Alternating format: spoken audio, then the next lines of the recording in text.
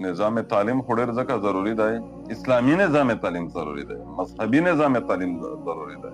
افسوس خو دا ده چې په یوه اسلامي ملک کې منیسټر آف ایجوکیشن او وي په سورة الفلک او د سورة الناس نورو ورته یود وي، نوې تجوید زده وي، نوې معنا زده وي، نوې تشریح زده وي، نوې شأن نزول زده وي، نوې تشریحات زده وي او دا وي ته ابتدا اسلامي ملک منیسټر آف ایجوکیشن وي.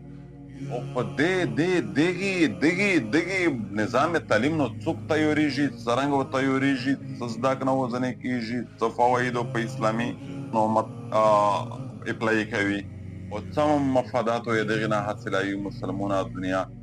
د دې وجې نه بس ډېره ناامیدي په دې خبره شروع شي په چارو دعوه چې په دې اسلامي نړۍ کښې، په دې اسلامي ملک کښې اسلامي مضامین باقاعده لازمي ګڼل شوی دی. اختیاري وایه نه که نه، روز میږ ویني چې اسلامي کوم لازمي مضامین دي یا سبجیکټس دي هغه وبوسي ځنې، هغه اختیاري ګرځوي.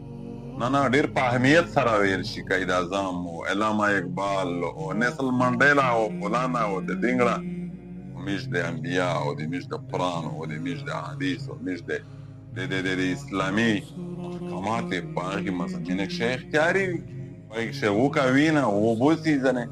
دا هسې زبان جمع خلقي او بیا په هر ډوله لیکلي وي علم حاصل کارو ای مهد سے لحد.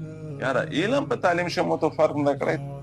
علم او د یو خو دا وي مطلب چې لغوي معنی وي چې زده کړه خو ډوري ها علم دی، کاټي جوړول ها علم دی، مثبتوبه ها علم دو، مطلب تراکوني ها علم دو. یو دی اصطلاحي علم دا نه دی چې کومه مغالطه همیش قوم ته ملاب شوي دي چې مطلب هاره بتاو د علمیت دعا وکړي، بلکې په قرآن او په حدیث د هغې زده کړه، د هغې فهم، هغې باندې عمل کول، د هغې رایج کول، د هغې تبلیغ کول، د هغې پوره محنت کول، دا ته علم خصوصي، دا ته علم شرعي، دا ته علم اصطلاحي. د دغې وجې نه همیشه خپل تعلیم سره په ظلم شي، همیشه خپله تعلیم سره په زیاتۍ کښې او د دغې نتیجې څه دي چې موږ خپل راتلونکي نسل بس مکمل بربادولو ته تللي دي. د دانسته خپله نسل کوشش راونې کړي دي او سابقه قوم مسلم اقوام چې فتحیاب کېدل هغې سره نظام تعلیم وه، غربت هوا، پسماندګي هوا، بېواسطې هوا. د هغې تعلیم دومره د ایمان پڼې کې په لیک اچولي وي چې په غاټې تکتي قوتي باندې هم بیا اعلی پاکه هوي.